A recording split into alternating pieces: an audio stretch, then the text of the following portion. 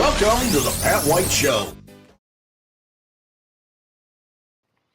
Well, if you've been following anything involved with politics, you know that the SAVE Act has passed the House of Representatives by a very narrow margin. It's moved on to the United States Senate. And the Senate needs to vote on it. Eventually they will. I can't tell you exactly when, but they will, and determine what the vote comes out. And it could be a tie vote. Who knows? Nobody knows yet. And will the president sign it? Well, the odds are yes, he's going to sign the bill. But what does it really mean when you hear all the rhetoric going on saying, oh, millions of people are going to have to find their birth certificate, or going to have a passport, or whatever it is they're talking about? And this is the verbiage going on. This is the official byline everybody's using in the Democrat Party, saying, oh, these people are going to be not be able to vote. It's going to be fair. It's going to be ridiculous. And then you get people saying, well, it's going to make sure the Republicans win, implying that the Democrats are stupid, which really shouldn't say that. Although Hillary has said that about Democrats. I can tell you that when she was writing her book about rewriting America. Is what she said in her booklet. She said Democrats are basically stupid. That's her words, not mine. However, here's something I want you to take a look at. If you currently live in a state that requires you to show your ID when you go to vote. Now, I live in Indiana, and everybody in Indiana has to show their ID when they go to vote. You hand your ID in, they check it out, you're fine, you get to vote, not a problem, nobody has any issues. But where did that come into force? Well, it turns out that back around 20 years ago, states were taking a look at having, ID requirements for people to vote. It was all around the United States. I mean, even back in those days, people like Jimmy Carter says, yeah, we need to have voter ID. Even he said that. But states were figuring out we need to have voter ID, but in one state, in one area, one member of the House of Representatives for that state said, nope, you don't need that, and he filed a lawsuit. That lawsuit eventually went to the United States Supreme Court. And in 2008, the Supreme Court decided the law requiring people to have an ID to vote is not, I repeat, not unconstitutional. It said it's not going to affect people that much, but that was the law. Went through the Supreme Court, 6-3 voting margin on that. Guess where that suit came from? That lawsuit came from the state of Indiana. That's right. A state representative down in Marion County, his name was Crawford, I believe it was, and he said, nope, that is unconstitutional, and he sued the Marion County Election Board, because that was the people running the election saying you have to have an ID.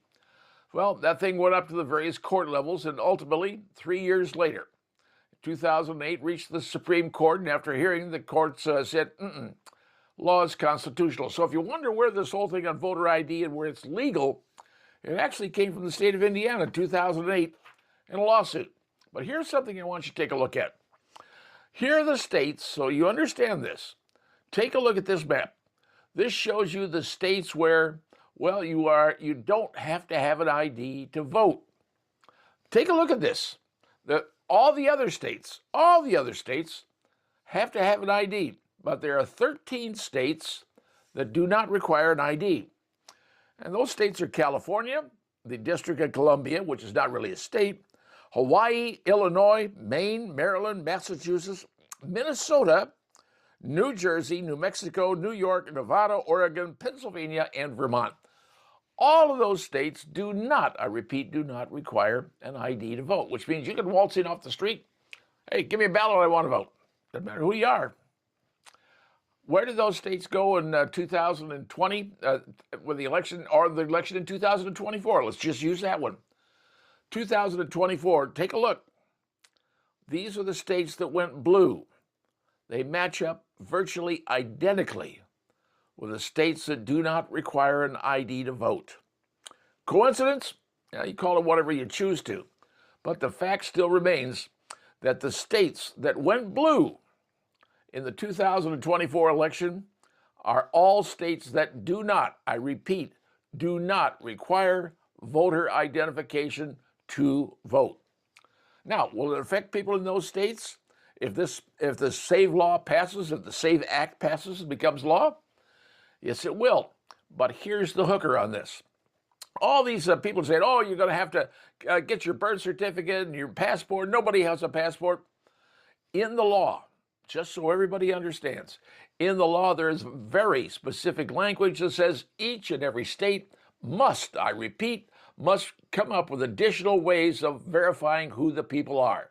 Must come up with additional ways to verify you are a citizen of the United States and entitled to vote. It isn't a passport. It isn't a birth certificate. The states have the opportunity and the requirement to come up with different ways to find out that you are validly a citizen of the United States. Each state. So all those states I named to you, all those blue states I named to you, are required to have a backup thing to show that you're a citizen. So all this hoopla and all this this talk and this bullet points, and people say, oh, you have to have this, that, and the other. They're talking about 13 states. And in those states, people have to register if this law passes. California, New York, Pennsylvania, Oregon, Washington, Illinois, Michigan, all going to have to register and put their name on the, I just scratched Michigan from that, in Minnesota. It's Minnesota. So they're all going to have to get proof that they are members of they are citizens of the United States, be able to vote in election. And isn't that what America wants? That's what the Supreme Court decided in 2008, that you must be a citizen of the United States to vote in a federal election. And voting for the presidency of the United States is, in fact, a federal election. So those are the rules, folks. And now you know the states that do not require voter ID, they're the ones who are going to require people to prove that you're a citizen. Will it affect the voting in those states? Well, according to the Democrats, yes, it will. It will greatly affect the states, the blue states for the Democrats, which basically is them admitting, we got people voting in those states who aren't citizens. Just saying. The numbers are there. They can argue all they want. But it is what it is when it comes to the Voting Act, SAVE Voting Act of 2026. And now you know. Well, yesterday, the mayor of the city of Fort Wayne, Sharon Tucker, had her second State of the City address. And in every State of the City address, you always talk about all the good things going on in your city, the best things that are happening, the things you're planning on doing. But one thing stuck out big time. And that is going to make a lot of people in downtown Fort Wayne very, very happy. What was it? Well, she announced that Chuck Sirac, Sweetwater Sound, a guy who's done a whole lot of stuff in this city, has decided that he is going to put in a grocery downtown Fort Wayne. That's right. Chuck Sirac is going to build a grocery downtown right there where the Sunbeam Bakery was, the Wholesome Bakery, Aunt Millie's, or whatever name you're using. It'll be on the West End on Pearl Street. And he said, well, it's going to be 20 to 30,000 square feet, maybe larger. But they're already gutting out the old bakery, which means they've got a nice supply place, a location to put all their stuff up. And in 20 to 30,000 feet, well, that's not going to be a megastore by any situation, but you don't need a megastore downtown. You need a store sort of like an Aldi's, and maybe a Trader Joe's if you think about it. But at Aldi's, the concept is pretty good. Have the stuff you need, not a huge variety of stuff to choose from, but the stuff that everybody needs. Rather than having 10 or 20 assortments of the same thing, you may have 5. All right, that works, whatever level you're thinking about. But why are we getting a grocery downtown Fort Wayne at this time? Well, let's go back 30 years. Let's go back into the 80s and 90s. There used to be a grocery store downtown. What was it? Rogers. Rogers Market had a store downtown. As a matter of fact, the headquarters of the Rogers Market was, in fact, downtown Fort Wayne. I know because I dealt with them many times. But yes, there was a grocery store downtown, but things changed. And after the Lincoln Life basically moved to Philadelphia, bailed out of Fort Wayne, things changed in downtown Fort Wayne. It used to be, back in the 70s, 80s, and even going into the 90s, the downtown was packed with people working. Thousands of people worked downtown. But by 5, 6 o'clock, say 6 o'clock in any evening, you could shoot a rifle down Main Street and hit nothing. because people bailed out. Yes, they worked downtown, but they didn't live downtown. They lived in the suburbs. They lived north, south, east, and west. They lived everywhere. Because back in those days, nobody lived downtown because there weren't places to live downtown.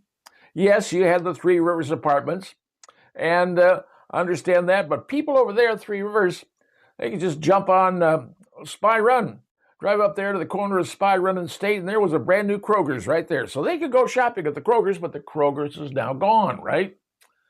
People are still saying, gee, you need to shop. But here's what's happened, and Chuck Sirac has seen it. People are beginning to move downtown, especially young people. They want an apartment downtown. They want to be able to get around downtown. And many people like walking around downtown. Believe it or not, during the summer, you might be surprised if you go downtown and see how many people are walking around. Places that are open, stores that are open. Yes, the Coney Island's open, and everybody knows about that. There's the ice cream store and a whole bunch of other places that are actually open. And because there's a new life building up downtown. You can call it gentrification if you choose to, but locations are building up. Apartments are building up in old storage, old warehouse buildings, putting in apartments, and very nice apartments. And then there's apartment buildings being built. Apartments are going up, and residential places are going up all over downtown Fort Wayne. And people are starting to move down there because, well, they're comfortable being downtown. Their life is downtown. What they're doing is downtown, and they're happy with it. Nothing wrong with that. But Chuck Sirac sees what's going on and says, you know what? We need a grocery. You know, many years ago, the old Holiday Inn, which is now, I think, a retirement home of some sort, it's a corner of Washington and Lafayette, the multi-story facility, that used to be a Holiday Inn. Well, after it changed, it went into a different venue, wasn't a hotel anymore. A gentleman wanted to put a grocery store in the down first floor area, about where the swimming pool was. Wanted to put one in there. He tried. I give him credit for that. It just didn't work out. Not enough people wanted to shop in there, but because they had nice parking space and everything. So, the new place is going to be 20 to 30,000 square feet. That's going to be large enough to have everything. It's going to have a deli and a bakery and everything else that you need. Everything for people who now live downtown. Chuck Sirac saw what was going on, said we need it. And he's got the vision, the foresight, and the cash to be able to create a new grocery store downtown, within walking distance of everywhere downtown, and a new grocery store is coming. It'll be opening in 2027. Right now they're gutting the buildings and getting ready to make things happen. But it's going to be something great for you folks downtown. No longer will you have to drive to the north, the south, the east, to the west, or wherever you go to get your groceries. Thanks to the idea, the concept, thanks to the forward thinking of Chuck Sirac, you folks downtown are finally getting your own grocery store. And you know what? It's about time. And now you know. Well, I'm going to let you behind the curtain a little bit with some information that you probably don't know. I am not a native of the state of Indiana. As a matter of fact, my hometown is in West Texas, namely El Paso, Texas. That's correct.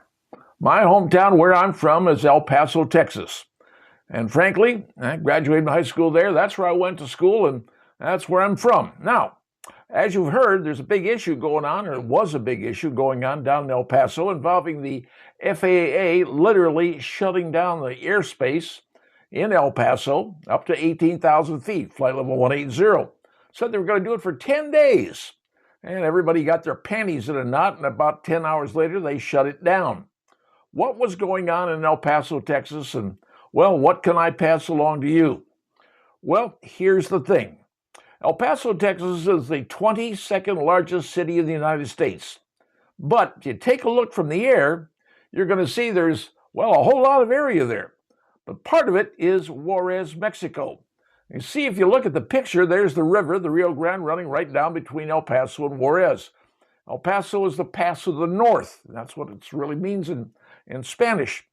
So you have Ciudad Juarez on one side, you have El Paso on the other side. And El Paso alone, like I said, is the 22nd largest city in the United States. Now, what happens? Well, it used to be in the old days when I was young and in school, we could go down to Juarez and go to the clubs and drink. My parents used to go shopping in Mexico to buy the groceries there because they were cheaper. The peso wasn't worth near what the dollar was. Saved a lot of money. But you don't go to El Paso anymore. I've taken my family down there.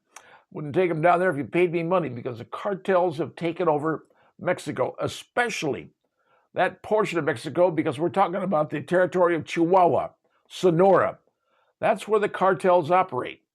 And right now, the biggest concern and the reason the FAA shut down, put a temporary flight restriction on the city of El Paso and part of New Mexico, southern part there, is because drones were coming across the border, and these were cartel drones. Now, most people think, oh, a little bitty drone, the kind that go up and take pictures. Folks, sorry. We are talking about heavyweight commercial drones. Drones that, well, carry a lot of stuff. You know, Amazon was bragging about being able to deliver stuff to you with their drones. The drones that the cartels have, Amazon couldn't touch because the cartels have so much money. They could go out and buy the best, the latest, the most incredible stuff. Recently, Dan Bongino, who used to be here, and he was the assistant director of the FBI. Even he came out and said, hey, when I got in there, I found out our drones were not near as good as what they had down in Mexico because the government has to buy drones from the lowest bidder. Now, Mexicans don't worry about that. They got plenty of money. They just find the person who makes the coolest, neatest one. But here's some of the commercial drones we're talking about. These drones can carry all kinds of stuff. And I mean all kinds of stuff. So the feeling was that what the drones were doing down there coming across the border and affecting American airspace, flying over the river, as they say, shooting photographs of places they needed to put the drugs, see if it was clean, clear, nobody was there, no police. And then what they do is they send the drugs over. They can bring over lots of containers. This is how the drones can do this, folks, just so you understand. Now, so what was happening? Well, there are some people saying, well, the reason they shut it down so they can shoot missiles at the drones, and that's why they wanted everything, nobody in the air, because they don't want to hit somebody with a missile, helicopter, medevac, airline, whatever. They don't want to hit them with a missile, so they just said nobody flies. And it didn't go over too well, frankly. But you have to understand something you probably hadn't thought about. White Sands Missile Range is very, very near El Paso. Matter of fact, my father worked up at White Sands, and we lived in El Paso. So White Sands is close, and they test things there. They test a lot of things there, things that you don't know about. But one of the things they're testing is laser technology. I know it sounds kind of Star Wars stuff, and frankly, it kind of is. Laser technology with the right beam can take down anything. And the fact is, we told the Mexicans, and we told the cartels, you want to see what we can do? And maybe, just maybe, and I'm not saying they did this because I can't prove it, but I did contact somebody down in El Paso, a very, very dear friend. He's been a friend of mine since we were in college. We've been friends for 60 years. And he is a retired Army officer. He was a paratrooper. He was Special Forces as an S2. I'll leave those of you who understand the military know what that was. He went Army, I went Air Force. But between the two of us, we served our country. We served it until we retired. Today, he is considered one of the finest professional photographers in the United States. He lives in El Paso, Texas, and is still my best friend. I call him BK. And this is what BK looks like. BK is, he's BK. Trust me. He knows what he's doing, and he's very good at what he does. But when he and I chatted, he goes, yeah, there's something going on. And he knows, but obviously we can't discuss those things over a telephone line. It's unsecure.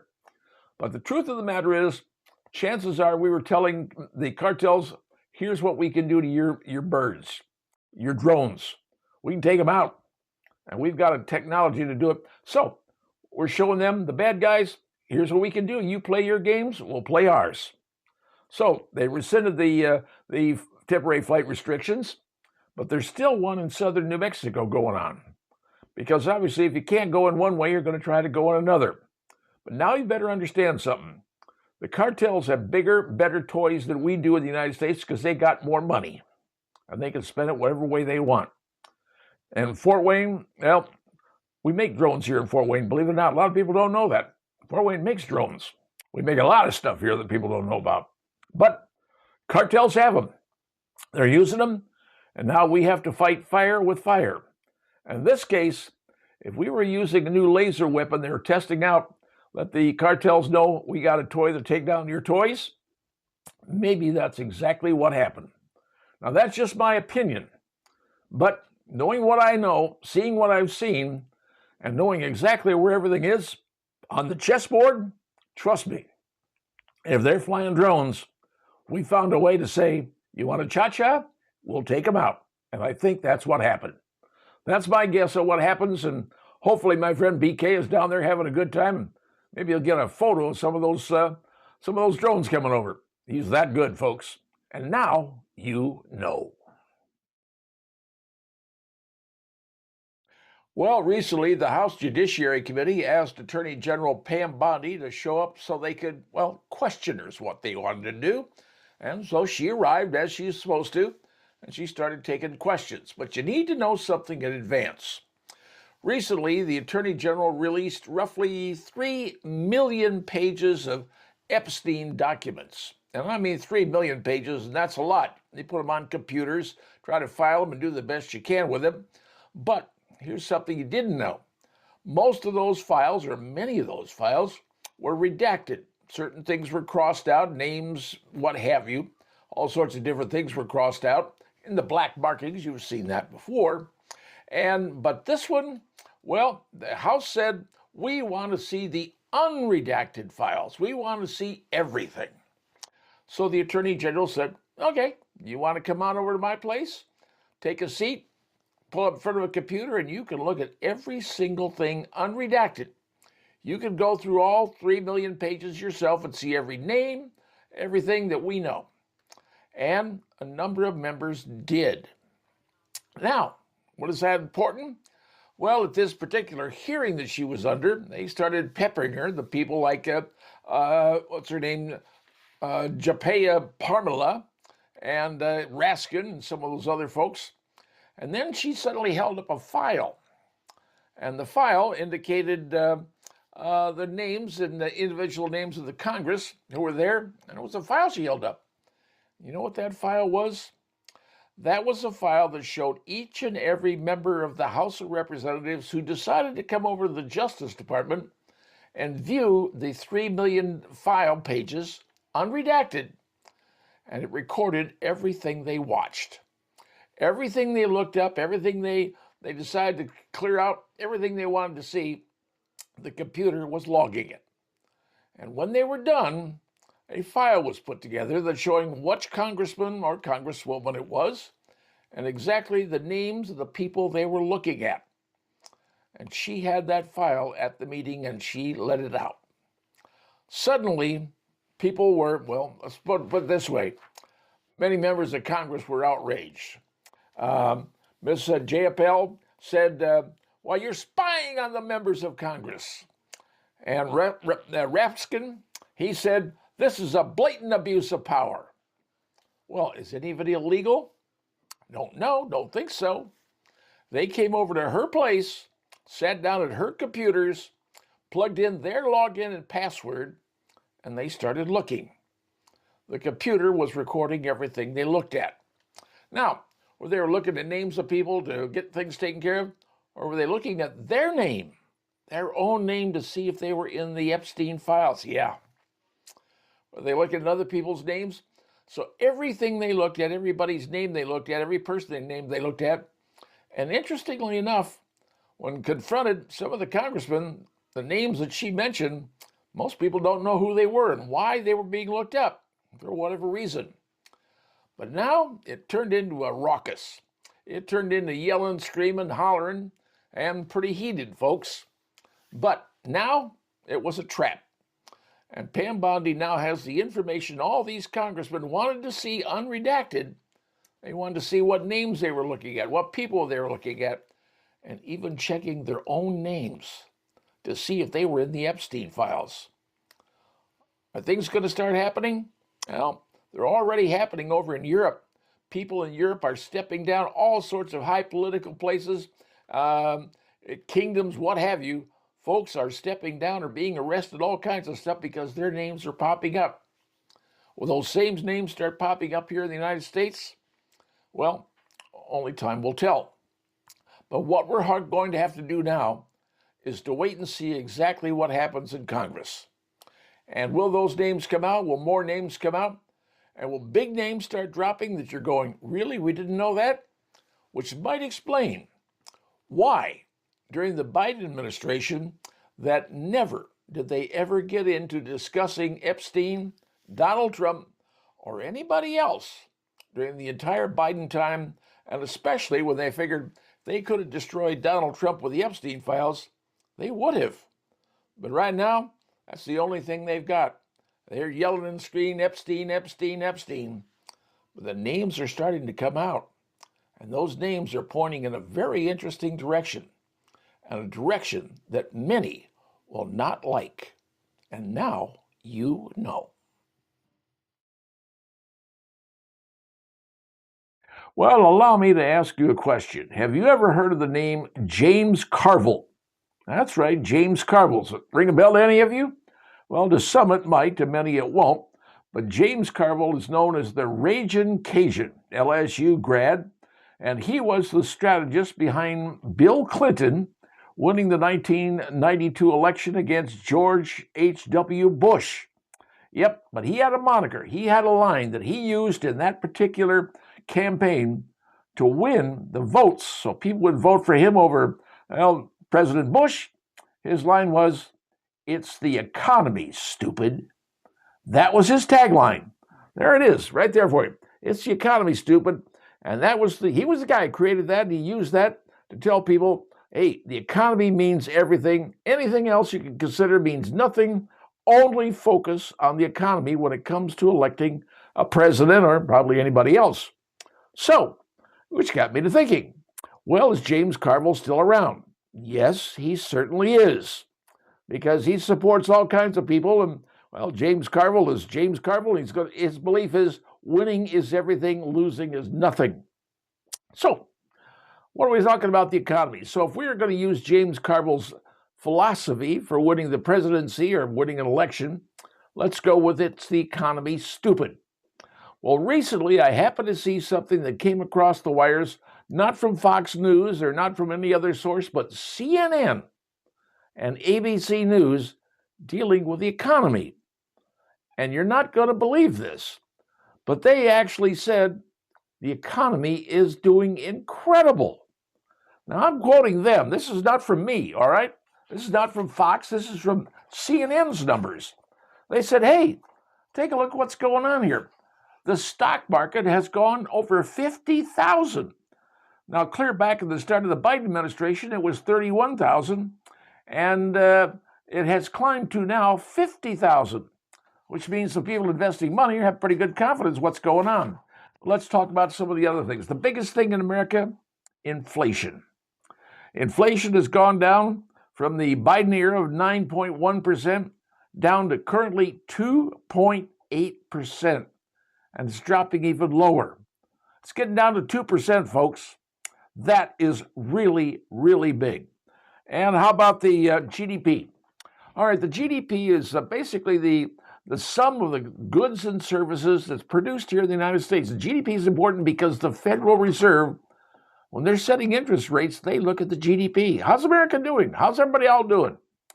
Well, if you go back to the Biden era, the GDP was, it was less than 1%, pretty low. Got down there pretty bad. But now, the GDP, current GDP, and this is according to CNN, not me, not Fox. GDP is 4.4%. That is stunning. That is enough to make the folks over at the Federal Reserve think about lowering interest rates. And lower interest rates means your mortgage rates go down. Now, you take a look at all those things that are going on in the economy, and really, you understand something. James Carville was right. He said, it's the economy, stupid. So if we go back to the Biden era, under Joe Biden, here's the numbers. This is from the governor or the data services from the U.S. government. From the U.S. government, not me. Overall inflation during the Biden era was 20.1%. You know why it was 21.1%? Because Joe Biden and his people decided to take out of thin air, manufacture $2 trillion Didn't take it out of the current economy, he just made it up. Said $2 trillion, said put it into the economy. Immediately when that happened, the value of the US dollar shrank 20%. Because there's nothing backing the US dollar except the full faith and credit of the United States government, the word of your government. And that's the only thing that's backing up our dollars. Not gold, not silver, not diamonds, not platinum, nothing. Nothing's backing up the dollars except the word of the government.